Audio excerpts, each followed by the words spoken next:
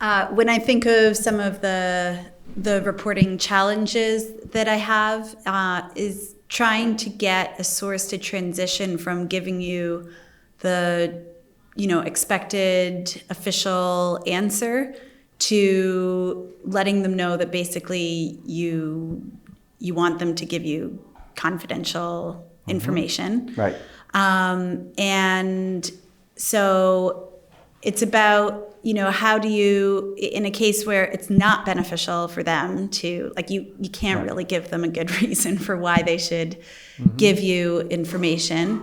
I'm wondering if you could maybe draw on some past experiences where you've been able to convince officials to, give you confidential information. How do you kind of move it beyond the, Right. Can you give that to me? No, you can't. Right. Why not? Right. Et cetera, et cetera.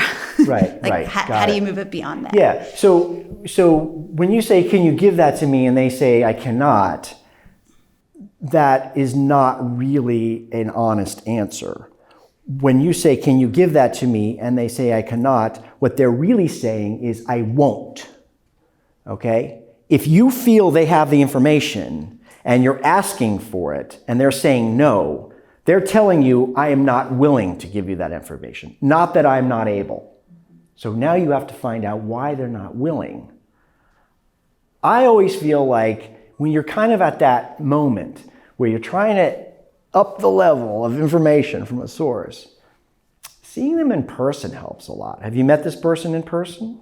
The one that I'm thinking of right now, yeah, Lots. several times. Okay, yeah. so you know each other.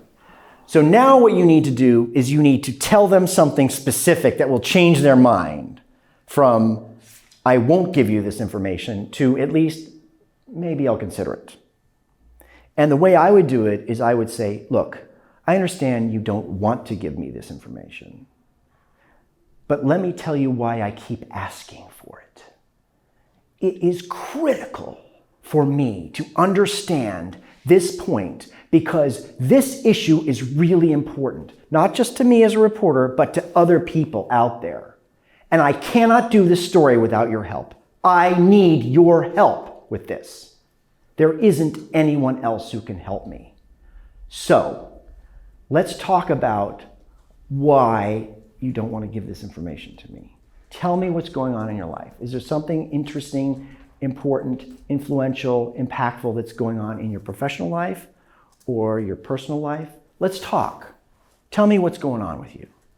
All right? Let me find out what's going on with you. I want to hear from you because I need your help.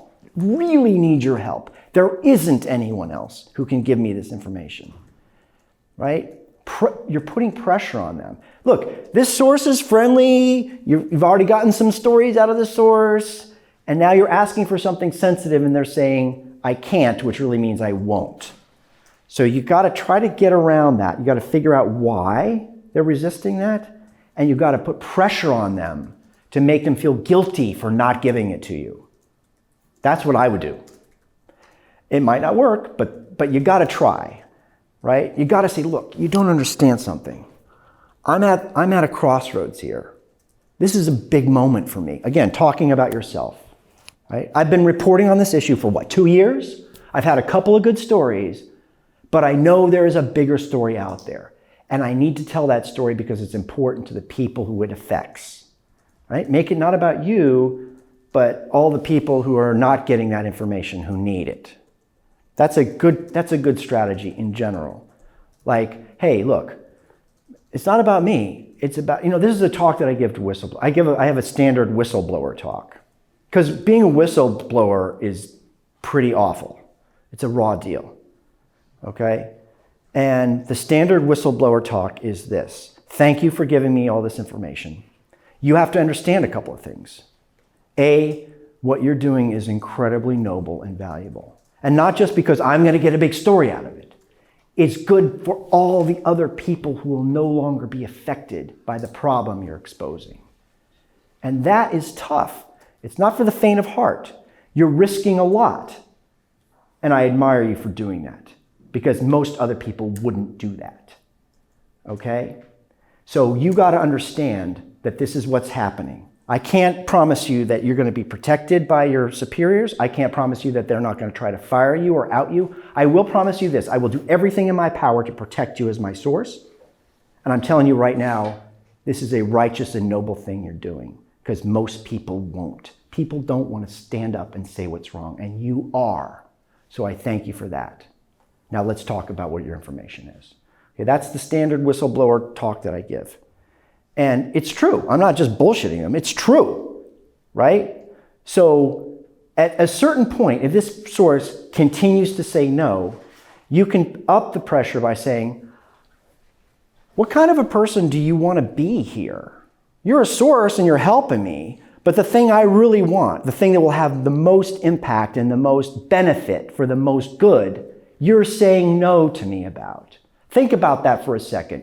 You're my source, and you're not giving me something that could change the way this process is going or this problem that's happening, right? Put pressure on them. Make them understand that not cooperating with you is having a negative impact. Maybe it'll work, maybe it won't. But at this point, you're not getting what you need, so you need to try other things.